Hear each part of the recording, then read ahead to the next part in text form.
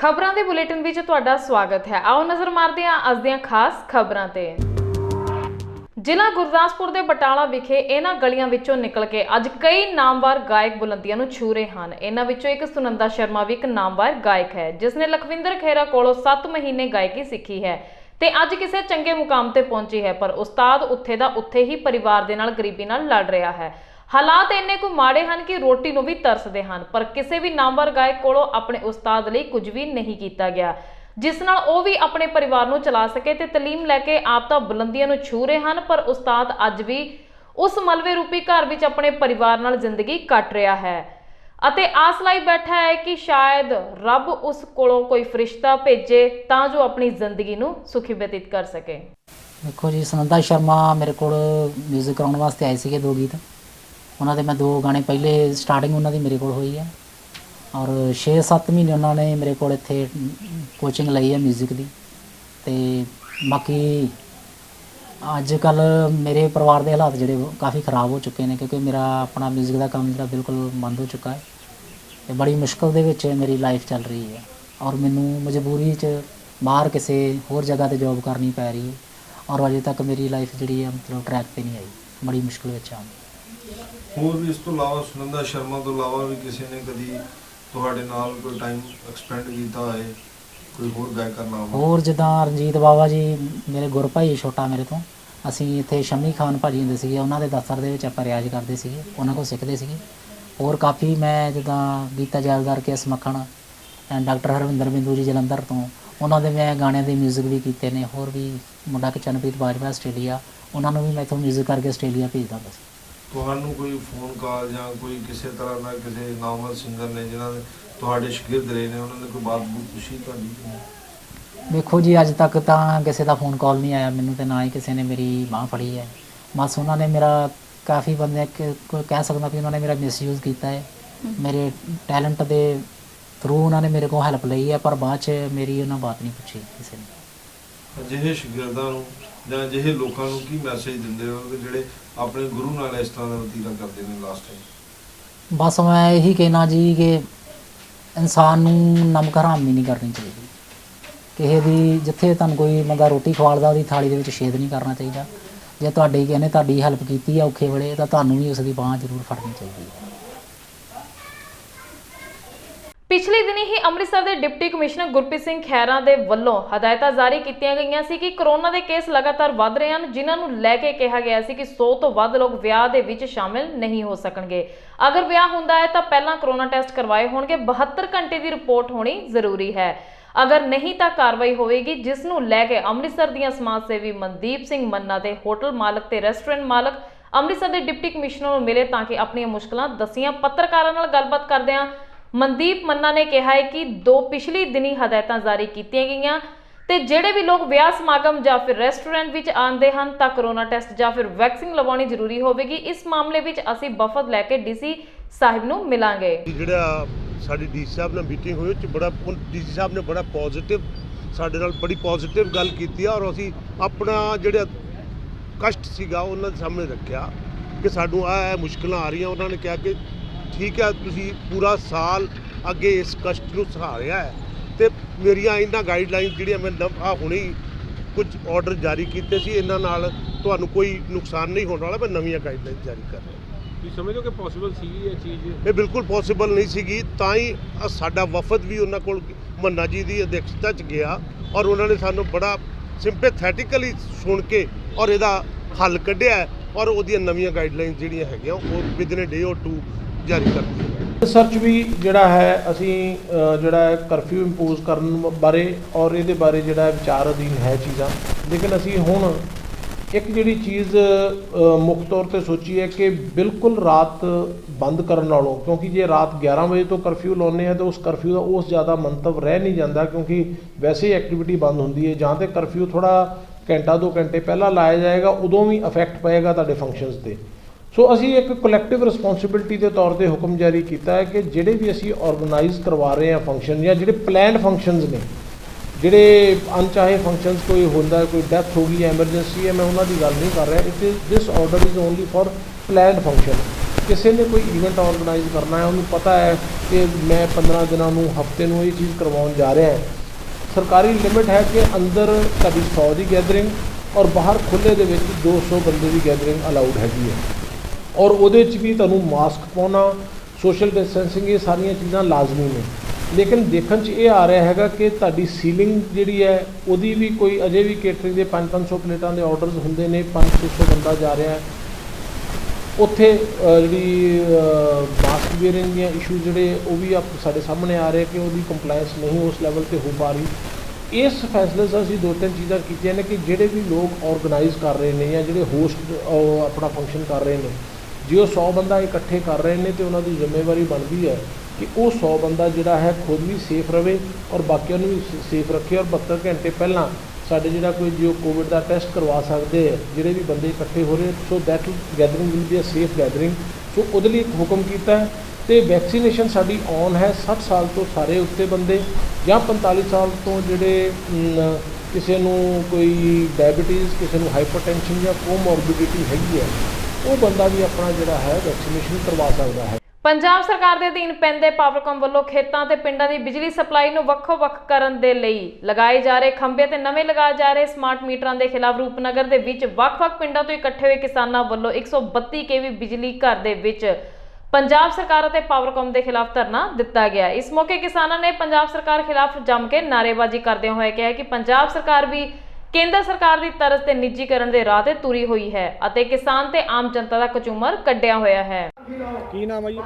Madam Arshdeep Singh ਹੈ ਜੀ, ਨੌਜਵਾਨ ਏਕਤਾ ਮੰਚ ਤੋਂ। ਅੱਛਾ, ਜਿਹੜਾ ਧਰਨਾ ਲਗਾਇਆ ਗਿਆ ਕਿਸ ਮੁੱਦੇ ਨੂੰ ਲੈ ਕੇ ਲਗਾਇਆ ਗਿਆ? ਕੀ ਪ੍ਰੋਜੈਕਟ ਹੈ? ਕੀ ਨੁਕਸਾਨ ਹੋਣਗੇ ਆਮ ਲੋਕਾਂ ਨੂੰ? ਦੇਖੋ ਬਿਲਕੁਲ ਠੀਕ ਜੀ, ਇਹ ਤਾਂ ਆਪਣੇ ਪਿੱਛੇ ਜੇ ਕੇਂਦਰ ਸਰਕਾਰ ਦੀ ਯੋਜਨਾ ਹੈ ਦੀਨ ਦਿਆਲ ਉਪਾਧਿਆਏ ਗ੍ਰਾਮ ਜੋਤੀ ਯੋਜਨਾ, ਉਹਦੇ ਅਧੀਨ PSPCL ਸਾਡੇ ਪਿੰਡਾਂ 'ਚ ਨਵੇਂ ਖੰਭੇ ਲਾ ਰਿਹਾ ਹੈ। ਉਹਦਾ ਮਕਸਦ ਇਹ ਹੈ ਜੀ, ਜੋ ਘਰਾਂ ਦੀ ਬਿਜਲੀ ਹੈ ਅਤੇ ਖੇਤਾਂ ਦੀ ਬਿਜਲੀ ਹੈ ਉਹਨੂੰ ਵੱਖ-ਵੱਖ ਕੀਤਾ ਜਾ ਰਿਹਾ ਹੈ ਅਤੇ ਬਾਅਦ ਵਿੱਚ ਜੋ ਖੇਤਾਂ ਦੀ ਬਿਜਲੀ ਹੈ ਉਹਨੂੰ ਸੀਮਿਤ ਕੀਤਾ ਜਾਊਗਾ। ਜਿਵੇਂ ਬਾਕੀ ਪੰਜਾਬ 'ਚ ਸਾਨੂੰ 8 ਘੰਟੇ ਬਿਜਲੀ ਦਾ ਪ੍ਰਾਵਧਾਨ ਹੈ, ਉਵੇਂ ਕੰਢੀ ਇਲਾਕੇ 24 ਘੰਟੇ ਬਿਜਲੀ ਖੇਤਾਂ ਨੂੰ ਮਿਲਦੀ ਸੀ, ਉਹਨੂੰ ਘਟਾ ਕੇ 8 ਘੰਟੇ ਕੀਤਾ ਜਾ ਰਿਹਾ ਹੈ। ਤੇ ਜੇ ਆਪਾਂ ਪਾਲਿਸੀ ਦੇਖੀਏ ਤੇ ਇਸ 'ਚ 4 ਗੱਲਾਂ ਜੀ। ਇੱਕ ਤਾਂ ਖੰਭੇ ਐਡਿਟ ਕਰਨੇ ਆ ਜੀ, ਲਾਈਨਾਂ ਐਡਿਟ ਕਰਨੀਆਂ ਖੇਤਾਂ ਤੇ ਘਰਾਂ ਦੀਆਂ। ਦੂਜਾ ਨੰਬਰ ਜੀ ਖੇਤਾਂ ਦੀ ਬਿਜਲੀ ਸੀਮਿਤ ਕਰਨੀ ਹੈ। ਤੀਜਾ ਨੰਬਰ ਜੀ ਇਹਦੇ 'ਚ ਜੋ ਮੀਟਰ ਲੱਗਣੇ ਆ ਆਪਣੇ, ਚਾਹੇ ਜਿੱਥੇ ਪਿੰਡਾਂ 'ਚ ਨਹੀਂ ਲੱਗੇ ਜਾਂ ਖੇਤਾਂ 'ਚ ਮੀਟਰ ਲੱਗਣੇ ਆ। ਚੌਥਾ ਨੰਬਰ ਵਿੱਚ ਇਹ ਹੈਗਾ ਜੀ ਜੋ ਪ੍ਰਾਈਵੇਟ ਕੰਪਨੀਆਂ ਹੈ ਡਿਸਟ੍ਰੀਬਿਊਸ਼ਨ ਵਾਸਤੇ ਉਹਨਾਂ ਸੇ ਰਾਹ ਖੋਲ੍ਹਿਆ ਜਾ ਰਿਹਾ ਹੈ। ਤਾਂ ਇਹ ਜਿਹੜੀ ਦੀਨ ਦਿਆਲ ਉਪਾਧਿਆਏ ਗ੍ਰਾਮ ਜੋਤੀ ਯੋਜਨਾ ਲਿਖਤੀ ਰੂਪ ਵਿੱਚ ਹੈ। ਇਹਦਾ ਨੁਕਸਾਨ ਇਹ ਹੈ ਜੀ ਜੋ ਕੰਢੀ ਇਲਾਕਾ ਹੈ ਇਹਦੇ 'ਚ ਖੇਤ ਪੱਧਰ ਨਹੀਂ ਹੈ, ਕਿਤੇ ਵੀ ਬਹੁਤ ਉੱਪਰ ਨੀਚੇ ਡੋਲਾਂ ਹੁੰਦੀਆਂ। ਦੂਜਾ ਨੰਬਰ ਜੀ ਇੱਥੇ ਜੋ ਪਾਣੀ ਦਾ ਸਤਰ ਹੈ ਉਹ ਬਹੁਤ ਨੀਵਾਂ ਹੈ, ਤਾਂ ਪੰਪਾਂ 'ਚ ਟਿਊਬਵੈੱਲਾਂ 'ਚ ਪ੍ਰੈਸ਼ਰ ਨਹੀਂ ਬਣਦਾ ਅਤੇ ਕਿੱਲਾ ਭਰਨ ਨੂੰ ਬਹੁਤ ਟਾਈਮ ਲੱਗ ਜਾਂਦਾ ਹੈ। ਤੀਜਾ ਨੰਬਰ ਜੀ ਇੱਥੇ ਕੋਈ ਨਹਿਰ ਨਹੀਂ ਹੈ। ਬਾਕੀ ਸਾਰੇ ਪੰਜਾਬ ਦੇ ਜੋ ਆਪਣੇ ਖੇਤ ਹੈ, ਪਿੰਡ ਹੈ, ਉੱਥੇ ਨਹਿਰੀ ਪਾਣੀ ਲੱਗਦਾ ਹੈ। ਕੰਢੀ ਇਲਾਕੇ 'ਚ ਨਹਿਰ ਨਹੀਂ ਹੈ, ਖਾਸ ਸਾਡੇ ਇਸ ਇਲਾਕੇ 'ਚ।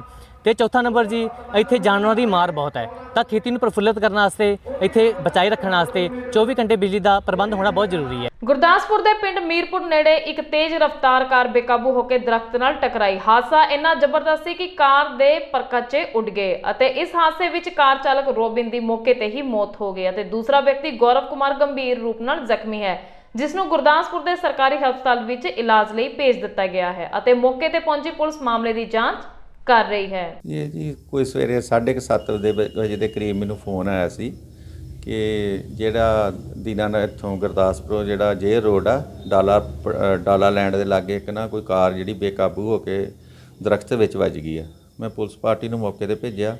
ਜੋ ਪੁਲਿਸ ਪਾਰਟੀ ਪਹੁੰਚੀ ਤੇ ਇਹ ਵੇਖਿਆ ਵੀ ਇਹ ਕਾਰ ਆਲਟੋ ਕਾਰ ਸੀ ਤੇ 2 ਲੜਕੇ ਸੀ ਇਹਦੇ ਤੇ ਜਿਹੜੇ ਦੀਨਾਨਗਰ ਸਾਈਡ ਤੋਂ ਆ ਰਹੇ ਸੀ ਤੇ ਉਹਨਾਂ ਦੀ ਕਾਰ ਜਦੋਂ ਬੇਕਾਬੂ ਹੋ ਕੇ ਤੇ ਡਾਲਾ ਲੈਂਡ ਲਾਗੇ ਦਰਖਤ ਵਿੱਚ ਵੱਜ ਗਈ। ਤੇ ਜਿਹੜਾ ਰੋਬਨ ਸਾਨੂੰ ਪ੍ਰਦੀਪ ਕੁਮਾਰ ਵਾਸੀ ਬਹਿਰਾਮਪੁਰ ਰੋਡ, ਉਹਦੀ ਤੇ ਮੌਕੇ 'ਤੇ ਮੌਤ ਹੋ ਗਈ। ਤੇ ਇੱਕ ਲੜਕਾ ਹੋਰ ਹੀ ਗੌਰਵ ਕੁਮਾਰ ਸਾਨੂੰ ਸਰਜੀਤ, ਇਹ ਵੀ ਬਹਿਰਾਮਪੁਰ ਰੋਡ ਦਾ, ਇਹ ਜ਼ਖਮੀ ਹੋ ਗਿਆ ਜਿਹੜਾ ਸਿਵਲ ਹਸਪੀਟਲ ਐਡਮਿਟ ਆ। ਤੇ ਆਪਾਂ ਇਹਦੀ ਜਿਹੜੀ ਆ 174 CRPC ਤਹਿਤ ਜਿਹੜੀ ਆ ਕਾਰਵਾਈ ਅਮਲ 'ਚ ਲਿਆ ਰਹੇ ਹਾਂ। ਦੇਸ਼ ਭਰ ਵਿੱਚ ਵਧ ਰਹੀਆਂ ਡੀਜ਼ਲ, ਪੈਟਰੋਲ ਤੇ ਘਰੇਲੂ ਗੈਸ ਦੀਆਂ ਕੀਮਤਾਂ ਨੇ ਹਰ ਕਿਸੇ ਦੀ ਕਮਰ ਤੋੜ ਦਿੱਤੀ ਹੈ ਤੇ ਇਹਨਾਂ ਕੀਮਤਾਂ ਨੂੰ ਲੈ ਕੇ ਅੱਜ ਹਰ ਵਰਗ ਸੜਕਾਂ ਤੇ ਉਤਰ ਕੇ ਕੇਂਦਰ ਸਰਕਾਰ ਖਿਲਾਫ ਰੋਸ ਪ੍ਰਦਰਸ਼ਨ ਕਰ ਰਿਹਾ ਹੈ। ਮੋਗਾ ਸ਼ਹਿਰ ਵਿੱਚ ਕੁਝ ਇਸੇ ਤਰ੍ਹਾਂ ਦਾ ਆਲਮ ਦੇਖਣ ਨੂੰ ਮਿਲਿਆ, ਜਿੱਥੇ ਲੋਕੀ ਰੋਸ ਪ੍ਰਦਰਸ਼ਨ ਕਰਦੇ ਹੋਏ ਨਜ਼ਰ ਆਏ। ਉਹਨਾਂ ਮੰਗ ਕੀਤੀ ਕਿ ਸਰਕਾਰ ਕੀਤੇ ਵਾਅਦੇ ਤੁਰੰਤ ਵਾਪਸ ਲਵੇ। ਸਾਡੀਆਂ ਮੰਗਾਂ ਇਹ ਨੇ ਜੋ ਸਰਕਾਰ ਹਰ ਰੋਜ਼ ਪੈਟਰੋਲ, ਡੀਜ਼ਲ, ਰਸੋਈ ਗੈਸ ਅਤੇ ਹੋਰ ਜ਼ਰੂਰੀ ਵਸਤਾਂ ਦੀਆਂ ਕੀਮਤਾਂ ਜਿਹੜੀਆਂ ਹੈਗੀਆਂ ਥੋੜ੍ਹੇ ਚਿਰ 'ਚ ਲਗਭਗ ਡੇਢੀਆਂ ਹੋ ਗਈਆਂ ਹੈਗੀਆਂ ਵੀ ਉਹ ਕੀਮਤਾਂ ਜਿਹੜੀਆਂ ਹੈਗੀਆਂ ਉਹ ਨਹੀਂ ਵਧਣੀਆਂ ਚਾਹੀਦੀਆਂ, ਉਹ ਕੀਮਤਾਂ ਜਿਹੜੀਆਂ ਵਾਪਸ ਲੈਣੀਆਂ ਚਾਹੀਦੀਆਂ ਸਰਕਾਰ ਨੂੰ, ਕਿਉਂਕਿ ਤੇਲ ਤੇ ਗੈਸ ਜਾਂ ਜਿਹੜੀ ਹੈਗੀ ਤੋਂ ਸਰਕਾਰ ਨੂੰ ਬਹੁਤ ਜ਼ਿਆਦਾ ਪ੍ਰੋਫਿਟ ਆ। ਮੌਜਲਾਂ ਦੀਆਂ ਕੀਮਤਾਂ ਘੱਟ ਕੀਤੀਆਂ ਜਾਂਦੀਆਂ, ਜਿੰਨੇ ਟੈਕਸ ਲਾਏ ਹੋਏ ਨੇ ਸਰਕਾਰਾਂ ਨੂੰ ਉਹ ਘੱਟ ਕਰਨੇ ਚਾਹੀਦੇ ਨੇ। ਇਹ ਜਿਹੜੇ ਹੈਗੇ ਆ ਕਾਲੇ ਕਾਨੂੰਨ ਆ, ਜਿਹੜੇ ਖੇਤੀ ਨਾਲ ਸੰਬੰਧਿਤ ਕਾਲੇ ਕਾਨੂੰਨ ਆ, ਉਹ ਵਾਪਸ ਲੈਣੇ ਚਾਹੀਦੇ ਆ। ਇੱਕ ਕਿਰਤ ਕਾਨੂੰਨ ਆ ਜਿਹੜੇ ਹੈਗੇ ਆ, ਜਿਹੜੇ ਕਿਰਤੀਆਂ ਦੇ ਮਾਰੂ ਕਾਨੂੰਨ ਜਿਹੜੇ ਹੈਗੇ ਆ, ਪਹਿਲਾਂ ਉਹ 30-35 ਕਾਨੂੰਨ ਸੀਗੇ, ਉਹਨਾਂ ਨੂੰ ਜਿਹੜੇ ਘੱਟ ਕਰਕੇ ਹੁਣ 3 ਜਾਂ 4 ਕਾਨੂੰਨਾਂ 'ਚ ਬਦਲਿਆ ਗਿਆ ਸਰਕਾਰ ਵੱਲੋਂ। ਉਹ ਜਿਹੜੇ ਹੈਗੇ ਆ ਕਿਰਤੀਆਂ ਦੇ ਲਈ ਬਹੁਤ ਘਾਤਕ ਕਾਨੂੰਨ ਨੇ, ਯੂਨੀਅਨਾਂ ਬਣਾਉਣ ਦੇ ਅਧਿਕਾਰ ਖੋਹਦੇ ਨੇ। ਉਹਨਾਂ ਦੇ ਜਿਹੜੇ ਹੈਗੇ ਕੰਮ ਦੇ ਘੰਟੇ ਜਿਹੜੇ ਹੈਗੇ 8 ਦੀ ਬਜਾਏ 12 ਘੰਟੇ ਕੰਮ ਕਰਨ ਦੀਆਂ ਜਿਹੜੀਆਂ ਹਦਾਇਤਾਂ ਦਿੰਦੇ ਨੇ, ਉਹ ਜਿਹੜੇ ਕਾਨੂੰਨ ਹੈਗੇ ਉਹ ਰੱਦ ਹੋਣੇ ਚਾਹੀਦੇ ਹੈਗੇ ਆ। ਇਸ ਕਰਕੇ ਅੱਜ ਦਾ ਜਿਹੜਾ ਹੈਗਾ ਡੀਸੀ ਦਫ਼ਤਰ ਕੋਲ ਧਰਨਾ ਲਾਇਆ ਗਿਆ। ਧਰਨੇ ਤੋਂ ਬਾਅਦ ਮੰਗ ਪੱਤਰ ਡੀਸੀ ਦਿੱਤਾ ਉਹ ਸ਼ਹਿਰ ਵਿੱਚ ਮਾਰਚ। ਕੈਪਟਨ ਸਰਕਾਰ ਕਹਿੰਦੀ ਹੈ, ਕੈਪਟਨ ਅਮਰਿੰਦਰ ਸਿੰਘ ਕਹਿੰਦੇ ਵੀ ਕਿਸਾਨਾਂ ਦੇ ਕੇਂਦਰ ਵਿਚਾਲੇ ਅਸੀਂ ਨਹੀਂ ਆਉਣਾਗਾ, ਅਸੀਂ ਪਿੱਛੇ ਕੋਈ ਗੱਲਬਾਤ ਨਹੀਂ ਕਰਨੀ। ਕਿਸ ਤਰ੍ਹਾਂ ਦੇਖਦੇ ਹੋ? ਅਸੀਂ ਦੇਖਦੇ ਹਾਂ ਕਿ ਜਿਹੜੀ ਕੈਪਟਨ ਸਰਕਾਰ ਹੈਗੀ ਆ ਤੇ ਮੋਦੀ ਸਰਕਾਰ ਹੈਗੀ ਆ, ਇਹਨਾਂ 'ਚ ਸਿਰਫ ਥੋੜ੍ਹਾ ਬਹੁਤਾ ਫਰਕ ਹੈਗਾ, ਕੋਈ ਬਹੁਤਾ ਫਰਕ ਨਹੀਂ ਗਾ। ਕਿਉਂਕਿ ਪਹਿਲਾਂ ਵੀ ਜਿਹੜੇ ਹੈਗੇ ਆ ਇਹ ਕਾਨੂੰਨਾਂ ਨਾਲ ਮਿਲਦੇ ਜੁਲਦੇ ਕਾਨੂੰਨ ਜਿਹੜੇ ਹੈਗੇ ਉਹ ਅਕਾਲੀ ਦਲ ਨੇ ਬਣਾਏ ਸੀਗੇ, ਇਹ ਜਿਹੜੇ ਹੈਗੇ ਕੈਪਟਨ ਨੇ ਬਣਾਏ ਆ। ਹੁਣ ਵੀ ਜਿਹੜਾ ਕੈਪਟਨ ਨੇ ਕੀਤਾ ਹੈ ਵਿਧਾਨ ਸਭਾ 'ਚ ਜਿਹੜੇ ਰੱਦ ਕਰਨ ਦੀ ਗੱਲ ਹੈਗੀ, ਉਹ ਇੱਕ ਨਾਟਕ ਤੋਂ ਬਾਅਦ ਅਸੀਂ ਕੁਛ ਨਹੀਂ ਸਮਝਦੇ। ਇਸ ਕਰਕੇ ਅਸੀਂ ਸਮਝਦੇ ਹੈਗੇ ਕਿ ਕਾਨੂੰਨ ਜਿਹੜੇ ਹੈਗੇ ਆ ਰੱਦ ਕਰਨੇ ਚਾਹੀਦੇ ਆ। ਕਪੂਰਥਲਾ ਸ਼ਹਿਰ ਵਿੱਚ ਇਨਸਾਨੀਅਤ ਸ਼ਰਮਸ਼ਾਰ ਕਰਨ ਵਾਲਾ ਮਾਮਲਾ ਪ੍ਰਕਾਸ਼ ਵਿੱਚ ਆਇਆ, ਜਿੱਥੇ 7 ਸਾਲਾਂ ਦੀ ਮਾਸੂਮ ਲੜਕੀ ਨਾਲ ਬਲਾਤਕਾਰ ਕੀਤਾ ਗਿਆ। ਪੁਲਿਸ ਮੁਤਾਬਕ ਬਲਾਤਕਾਰ ਦੀ ਪੀੜਤ ਲੜਕੀ ਝੁੱਗੀ ਝੌਂਪੜੀਆਂ ਵਿੱਚ ਰਹਿੰਦੀ ਸੀ ਤੇ ਮਾਂ-ਬਾਪ ਖੇਤਾਂ ਵਿੱਚ ਕੰਮ ਕਰਦੇ ਹਨ। ਇੱਥੇ ਹੀ ਨਹੀਂ, ਬਲਾਤਕਾਰੀ ਨੇ ਲੜਕੀ ਦੇ ਲੱਕੜੀ ਦੇ ਟੁਕੜੇ ਨਾਲ ਕੁੜੀ ਦੇ ਗੁਪਤ ਅੰਗਾਂ ਵਿੱਚ ਨੁਕਸਾਨ ਪਹੁੰਚਾ ਦਿੱਤਾ ਹੈ। ਲੜਕੀ ਹਸਪਤਾਲ ਵਿੱਚ ਜ਼ੇਰੇ ਇਲਾਜ ਹੈ। ਇਸ ਘਟਨਾ ਤੋਂ ਬਾਅਦ ਖੁਦ ਐਸਐਸਪੀ ਕੁੜੀ ਦੀ ਹਾਲ ਜਾਣਨ ਲਈ ਹਸਪਤਾਲ ਵਿਖੇ ਪਹੁੰਚਿਆ। ਉਹਨਾਂ ਨੇ ਦੱਸਿਆ ਕਿ ਪੂਰੀ ਦਰਿੰਦਗੀ ਨਾਲ ਕੁੜੀ ਨੂੰ ਸੱਟਾਂ ਮਾਰੀਆਂ ਗਈਆਂ ਤੇ ਉਹ ਜ਼ਿੰਦਗੀ ਤੇ ਮੌਤ ਦੀ ਲੜਾਈ ਲੜ ਰਹੀ ਹੈ। ਅਸੀਂ ਖੇਡਦੇ ਉਹਨਾਂ ਨੂੰ ਉਹ ਚੀਜ਼ ਕੋਈ ਲੈ ਕੇ, ਜਿੱਦਾਂ ਉਹ ਕਹਿੰਦਾ ਵੀ ਆਜੋ ਮੈਂ ਤੁਹਾਨੂੰ ਚੀਜ਼ ਲੈ ਦੇਣਾ, ਇੱਥੇ ਨਿਆਣੇ ਮੰਗਦੇ ਵੀ ਪੈਸੇ ਦਿਓ ਵੀ ਸਾਨੂੰ ਚੀਜ਼ ਵਾਸਤੇ, ਉਹ ਨਾਲ ਲੈ ਗਿਆ। ਨਾਲ ਲਿਜਾ ਕੇ ਉਹ ਸਾਹਮਣੇ ਇੱਥੋਂ ਜਾ ਕੇ ਉਹ ਦੁਕਾਨ ਹੈ ਉੱਥੋਂ ਚੀਜ਼ੀ ਲੈ ਕੇ ਦਿੱਤੀ ਉਹਨਾਂ ਨੂੰ। ਉਹ ਜਿਹੜੀ ਕੁੜੀ ਛੋਟੀ ਸੀ ਉਹਨੂੰ ਨਾਲ ਲੈ ਗਿਆ, ਬਾਕੀ 3 ਬੱਚੇ ਪਿੱਛੇ ਮੁੜੇ। ਉਹਨੂੰ ਨਾਲ ਲਿਜਾ ਕੇ ਤੇ ਫਿਰ ਬਾਅਦ 'ਚ 1 ਘੰਟੇ 1.5 ਘੰਟੇ ਬਾਅਦ ਕੁੜੀ ਲੱਭਣੇ ਲੱਗ ਗਈ ਇੱਥੇ, 2 ਘੰਟੇ ਕੇ ਬਾਅਦ ਉਹ ਨਹੀਂ ਕਿਤੇ ਨਜ਼ਰ ਆਈ। ਤੇ ਫਿਰ ਕੁੜੀ ਲੱਭਦੇ ਅਸੀਂ ਬਾਜ਼ਾਰ 'ਚ ਚਲ ਗਏ। ਫਿਰ ਕੋਈ 3 ਵਜੇ ਦਾ ਵਕਤ ਹੋ ਗਿਆ ਜੋ ਜਿੰਨਾ ਚਿਰ ਲੱਭਦੇ ਸਾਨੂੰ।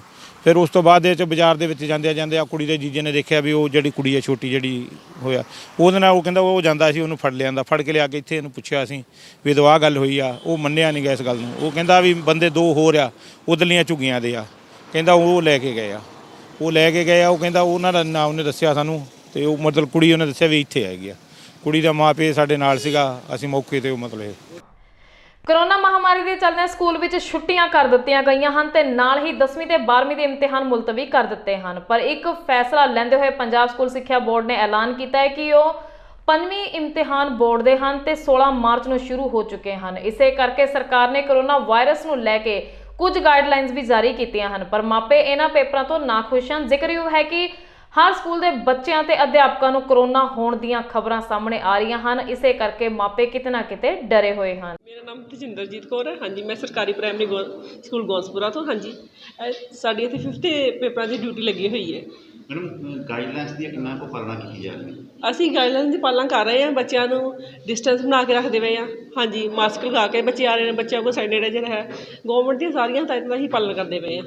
ਫੈਸਲੇ ਨੂੰ ਕਿੰਨਾ ਕੁ ਵਾਜਬ ਸਮਝਦੇ ਹੋ? ਕਿਉਂਕਿ 10ਵੀਂ ਅਤੇ 12ਵੀਂ ਦੇ ਬੋਰਡ ਦੇ ਪੇਪਰ ਜਿਹੜੇ ਮੁਲਤਵੀ ਕਰ ਦਿੱਤੇ ਆ, ਤੇ ਛੋਟੇ ਬੱਚਿਆਂ ਦੇ ਬੋਰਡ ਦੇ ਪੇਪਰ ਛੋਟੇ ਬੱਚਿਆਂ ਦੇ ਵੀ ਕਰਨੇ ਚਾਹੀਦੇ ਸੀ। ਵੱਡੇ ਬੱਚਿਆਂ ਦਾ ਤਾਂ ਫਿਰ ਵੀ ਆਪਾਂ ਕਰ ਸਕਦੇ, ਬੱਚੇ ਛੋਟੇ ਹੁੰਦੇ, ਛੋਟੇ ਬੱਚਿਆਂ ਦੇ ਵੀ ਮੁਲਤਵੀ ਕਰਨੇ ਚਾਹੀਦੇ ਸੀ ਸਰਕਾਰ ਨੂੰ। ਹਾਂਜੀ, ਤੁਹਾਨੂੰ ਲੱਗਦਾ ਕਿ ਛੋਟੇ ਬੱਚਿਆਂ ਦਾ ਇਸ ਤਰ੍ਹਾਂ ਪੇਪਰ ਲੈ ਕੇ ਜ਼ਿਆਦਾ ਖਤਰਾ ਹੋ ਸਕਦਾ? ਤੁਹਾਨੂੰ ਹੋ ਵੀ ਸਕਦਾ ਹੈ, ਕਿਉਂਕਿ ਬੱਚਿਆਂ ਦਾ ਮਨ ਚੰਚਲ ਹੁੰਦਾ। ਹਾਂਜੀ, ਛੋਟੇ ਬੱਚੇ ਆ। ਹਾਂਜੀ, ਇਹਨਾਂ ਦਾ ਹੁੰਦਾ, ਇਹਨਾਂ ਦੇ ਵੀ ਕਰਨੇ ਚਾਹੀਦੇ, ਮੁਲਤਵੀ ਕਰ ਦੇਣੇ ਚਾਹੀਦੇ ਸੀ ਛੋਟੇ ਬੱਚਿਆਂ ਨੂੰ। ਲੁਧਿਆਣਾ ਦੇ ਔਰਾ ਜਿਮ ਪੱਖੋਵਾਲ ਰੋਡ ਸਥਿਤ ਬਾਡੀ ਬਿਲਡਿੰਗ ਐਸੋਸੀਏਸ਼ਨ ਵੱਲੋਂ ਇੱਕ ਪ੍ਰੈਸ ਕਾਨਫਰੰਸ ਕੀਤੀ ਗਈ, ਜਿਸ ਵਿੱਚ ਪੱਤਰਕਾਰਾਂ ਨਾਲ ਗੱਲਬਾਤ ਕਰਨ ਦੌਰਾਨ ਉਹਨਾਂ ਦੱਸਿਆ ਕਿ 21 ਮਾਰਚ ਨੂੰ ਲੁਧਿਆਣਾ ਜਲੰਧਰ ਬਾਈਪਾਸ ਤੇ ਅੰਬੈਸਡਰ ਭਵਨ ਵਿੱਚ ਜੂਨੀਅਰ ਇੰਡੀਆ ਮਾਸਟਰ ਇੰਡੀਆ ਮੁਕਾਬਲੇ ਕਰਵਾਏ ਜਾ ਰਹੇ ਹਨ। ਸਾਡੇ ਇੱਥੇ ਪਹੁੰਚੇ ਔਰਾ ਜਿਮ ਦੇ ਵਿੱਚ, ਤੇ ਅਸੀਂ ਥੈਂਕਸ ਕਰਦੇ ਆਪਣੀ ਪੂਰੀ ਲੁਧਿਆਣਾ ਦੀ ਟੀਮ ਦਾ, ਜਿਹੜਾ ਕਿ ਸਾਡੇ ਨਾਲ ਖੜੇ ਹੈ ਇਸ ਕੰਪੀਟੀਸ਼ਨ ਦੇ ਵਾਸਤੇ। ਤੇ ਅਸੀਂ ਜਿਹੜਾ 20-21 ਮਾਰਚ ਨੂੰ ਜੂਨੀਅਰ ਮਿਸਟਰ ਇੰਡੀਆ ਕਰਾਉਣ ਜਾ ਰਹੇ ਹਾਂ, ਜਿਹਦੇ ਵਿੱਚ ਹੈਂਡੀਕੈਪ ਮਾਸਟਰ ਤੇ ਵੂਮਨਸ ਫਿਜ਼ੀਕ ਵੀ ਇਹਦੇ ਵਿੱਚ ਹੋ ਰਿਹਾ ਹੈ। ਤੇ ਅਸੀਂ ਸਾਰਿਆਂ ਦਾ ਧੰਨਵਾਦ ਕਰਦੇ ਹਾਂ, ਪੰਜਾਬ ਦੇ ਵਿੱਚ ਆਉਣ ਦੇ ਵੈਲਕਮ ਵੀ ਕਰਦੇ ਹਾਂ ਪੂਰੇ ਸਟੇਟ ਦੀਆਂ ਟੀਮਾਂ ਨੂੰ। ਔਰ ਇੱਕ ਇਹਦੇ ਵਿੱਚ ਸਭ ਤੋਂ ਵੱਡੀ ਗੱਲ ਇਹ ਹੈ ਕਿ ਜਿਹੜਾ ਵੀ ਇਹਦੇ 'ਚ ਬੱਚਾ ਆਪਣੇ ਮੈਡਲ ਲੈ ਕੇ ਆਊਗਾ, ਉਹਦੇ ਵਿੱਚ ਸਰਕਾਰੀ ਜੋਬ ਉਹਨੂੰ ਮਿਲਣ ਦੇ ਵਿੱਚ ਬਹੁਤ ਵੱਡੀ ਹੈਲਪ ਹੋਊਗੀ ਇਹਦੇ ਵਿੱਚ, ਕਿਉਂਕਿ ਇਹ ਮਾਨਤਾ ਪ੍ਰਾਪਤ ਹੈ ਗੌਰਮੈਂਟ ਵੱਲੋਂ। ਇਹ ਨੋਰਮਲ ਫੈਡਰੇਸ਼ਨ ਨਹੀਂ ਹੈਗੀ ਸਾਡੀ, ਜਿਹੜੀ ਪੰਜਾਬੀ ਬੋਡੀ ਬਿਲਡਿੰਗ ਐਸੋਸੀਏਸ਼ਨ ਹੈ। ਤੇ ਇਹ ਸਾਡੇ ਗੁਰੂ ਜੀ ਪਦਮ ਸ਼੍ਰੀ ਪ੍ਰੇਮ ਚੰਦ ਡੇਗਰਾ ਦੀ ਅਗਵਾਈ ਦੇ ਵਿੱਚ ਅਸੀਂ ਇਹ ਕੰਪੀਟੀਸ਼ਨ ਕਰਵਾ ਰਹੇ ਹਾਂ ਤੇ ਅੱਗੇ ਵੀ ਬਹੁਤ ਕੰਪੀਟੀਸ਼ਨ ਕਰਵਾਏ ਹੈ ਔਰ ਅਸੀਂ ਉਮੀਦ ਕਰਦੇ ਹਾਂ ਆ ਵੀ ਕੰਪੀਟੀਸ਼ਨ ਜਿਹੜਾ ਹੈਗਾ ਸਾਡਾ ਬਹੁਤ ਸਫਲ ਹੋਊਗਾ ਤੇ ਅਸੀਂ ਮੀਡੀਆ ਦਾ ਦਿਲੋਂ ਥੈਂਕਸ ਕਰਦੇ ਹਾਂ। ਤੁਸੀਂ ਸਾਡੀ ਇਹਦੇ 'ਚ ਸਪੋਰਟ ਕਰਿਓ ਕਿ ਜੋ ਕਿ ਸਾਡੇ ਵਿੱਚ ਇਸ ਕੰਪੀਟੀਸ਼ਨ ਨੂੰ ਅਸੀਂ ਅੱਗੇ ਤੱਕ ਲੈ ਜਾ ਸਕੀਏ। ਭਾਰਤੀ ਜਨਤਾ ਪਾਰਟੀ ਦੇ ਪ੍ਰਧਾਨ ਦੇ ਘਰ ਦੇ ਬਾਹਰ ਖੜੀ ਗੱਡੀਆਂ ਨੂੰ ਬੀਤੇ ਦਿਨ ਰੀਟਾ ਕਲਿਆਣ ਨਾਮ ਦੀ ਔਰਤ ਨੇ ਤੇਲ ਪਾ ਕੇ ਸਾੜਨ ਦੀ ਕੋਸ਼ਿਸ਼ ਕੀਤੀ ਗਈ ਸੀ ਤੇ ਉਸ ਦੀ ਸ਼ਿਕਾਇਤ ਵੀ ਕਪੂਰਥਲਾ ਦੇ ਥਾਣੇ ਵਿੱਚ ਦਰਜ ਕੀਤੀ ਗਈ ਹੈ ਤੇ ਉਸ ਤੋਂ ਬਾਅਦ ਪੁਲਿਸ ਨੇ ਕੋਈ ਵੀ ਕਾਰਵਾਈ ਨਹੀਂ ਕੀਤੀ। ਇਸੇ ਰੋਸ ਵਿੱਚ ਅੱਜ ਭਾਰਤੀ ਜਨਤਾ ਪਾਰਟੀ ਦੇ ਵਰਕਰਾਂ ਨੇ ਸਬ ਡਿਵੀਜ਼ਨ ਕਪੂਰਥਲਾ ਦੇ ਦਫ਼ਤਰ ਬਾਹਰ ਰੋਸ ਪ੍ਰਦਰਸ਼ਨ ਕੀਤਾ। ਸਭ ਤੋਂ ਪਹਿਲਾਂ ਤਾਂ ਮੈਂ ਜੈ ਭੀਮ ਜੈ ਭਾਰਤ ਆਖਦਾ ਵਾਂ। ਅੱਜ ਉਹ ਧਰਨਾ ਪ੍ਰਦਰਸ਼ਨ ਕਰਨਾ ਸੀਗਾ ਉਹ ਸਾਡੇ ਘਰ ਤੇ ਤਕਰੀਬਨ ਐਤਵਾਰ ਸ਼ਾਮ ਨੂੰ ਇੱਕ ਬੀਬੀ ਨੇ ਸ਼ਨੀਵਾਰ ਦੀ ਗੱਲ ਹੈ ਸ਼ਨੀਵਾਰ ਸ਼ਾਮ ਨੂੰ ਸਾਡੇ ਘਰ ਪ੍ਰੋਗਰਾਮ ਸ਼ੁਰੂ ਕਰਤਾ ਜਿਸ ਦੀ ਮੈਂ ਵੀਡੀਓ ਰਿਕਾਰਡਿੰਗ ਸਾਰੇ ਕੀਤੀਆਂ ਵਾ। ਡਿਪਟੀ ਸਾਹਿਬ ਨੇ ਵਿਸ਼ਵਾਸ ਦਵਾਇਆ ਕਿ ਮੈਂ ਲੀਗਲ DLA ਭੇਜਿਆ ਵਾ ਇਸ ਬਾਰੇ ਜੋ ਉਹਨਾਂ ਡਿਸੀਜਨ ਆਊਗਾ ਮੈਂ ਬੰਦੀ ਕਾਰਵਾਈ ਕੱਲ੍ਹ ਨੂੰ ਕਰ ਦਿੱਤੀ ਜਾਊਗੀ।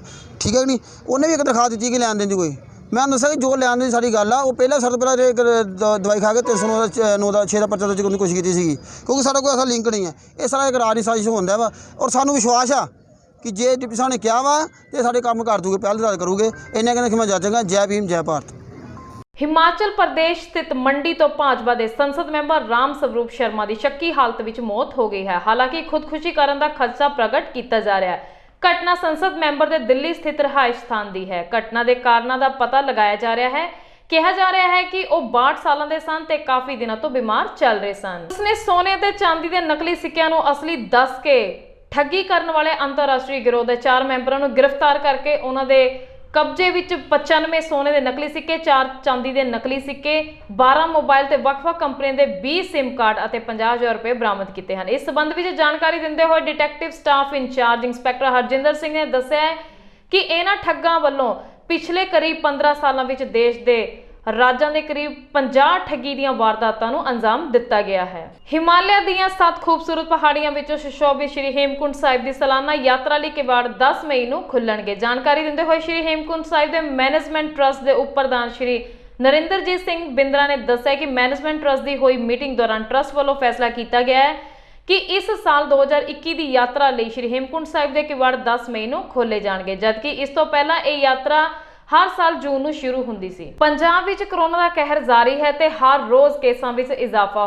ਹੁੰਦਾ ਨਜ਼ਰ ਆ ਰਿਹਾ ਹੈ। ਗੱਲ ਕਰਦੇ ਹਾਂ ਤਾਂ ਅੰਮ੍ਰਿਤਸਰ ਸ਼ਹਿਰ ਦੇ ਜਿੱਥੇ ਸਰਕਾਰੀ ਮੈਡੀਕਲ ਕਾਲਜ ਦੇ ਕਰੀਬ 20 MBBS ਵਿਦਿਆਰਥੀਆਂ ਦੀ ਕਰੋਨਾ ਰਿਪੋਰਟ ਪੋਜ਼ਿਟਿਵ ਪਾਈ ਗਈ ਹੈ। ਪ੍ਰਾਪਤ ਜਾਣਕਾਰੀ ਅਨੁਸਾਰ ਇਹ ਸਾਰੇ ਵਿਦਿਆਰਥੀ ਰਾਜਸਥਾਨ ਤੋਂ ਘੁੰਮ ਫਿਰ ਕੇ ਆਏ ਸਨ। ਇੰਡੀਗੋ 에ਅਰਲਾਈਨ ਦੀ ਇੱਕ ਉਡਾਣ ਦੌਰਾਨ ਇੱਕ ਬੱਚੇ ਨੇ ਜਨਮ ਲਿਆ। ਉਹ ਉਡਾਣ ਬੈਂਗਲੁਰੂ ਤੋਂ ਜੈਪੁਰ ਜਾ ਰਹੀ ਸੀ। ਇੰਡੀਗੋ ਦੇ ਅਧਿਕਾਰੀਆਂ ਮੁਤਾਬਕ ਜਹਾਜ਼ ਦੇ ਅਮਲੇ ਤੇ ਉਡਾਣ ਵਿੱਚ ਮੌਜੂਦ ਡਾਕਟਰ ਦੀ ਮਦਦ ਨਾਲ ਇੱਕ ਜਣੇਪਾ ਹੋਇਆ। ਜੈਪੁਰ 에ਅਰਪੋਰਟ ਤੋਂ ਡਾਕਟਰਾਂ ਦੀ ਟੀਮ ਤੇ ਐਂਬੂਲੈਂਸ ਦਾ ਇੰਤਜ਼ਾਮ ਕੀਤਾ ਗਿਆ ਸੀ। ਦੱਸਣਯੋਗ ਹੈ ਕਿ ਜੱਚਾ ਤੇ ਬੱਚਾ ਦੋਵੇਂ ਸੁਰੱਖਿਅਤ ਸਨ। ਜਲੰਧਰ ਵਿੱਚ ਇੱਕ ਅੰਧ ਵਿਸ਼ਵਾਸ ਦਾ ਅਨੋਖਾ ਤੇ ਸ਼ਰਮਸਾਰ ਕਰਨ ਵਾਲਾ ਮਾਮਲਾ ਸਾਹਮਣੇ ਆਇਆ ਹੈ ਜਿੱਥੇ ਇੱਕ ਟਿਊਸ਼ਨ ਪੜਾਉਣ ਵਾਲੀ ਅਧਿਆਪਕਾ ਨੇ ਆਪਣਾ ਮੰਗਲੀਕ ਦੋਸ਼ ਖਤਮ ਕਰਨ ਲਈ 13 ਸਾਲਾਂ ਦੇ ਬੱਚੇ ਨਾਲ ਵਿਆਹ ਕਰਵਾ ਲਿਆ।